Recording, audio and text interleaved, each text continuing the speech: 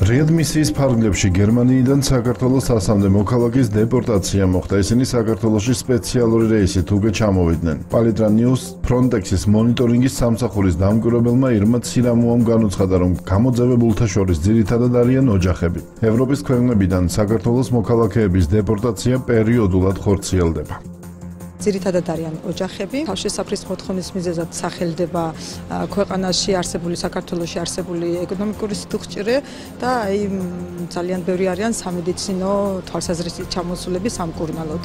არის ნაკადი, რომელმაც აღნიშნეს იმყოფებიან რაღაც 3-4-5 თვე და არის ნაკადი, რომლებიც ფაქტურად 3-4 წელიწადი იმყოფებოდნენ გერმანიისა თუ საფრანგეთის ტერიტორიაზე. ძალიან ხშირად ხდება რეადმისიის ფარგლებში მოქალაქეების დაბრუნება.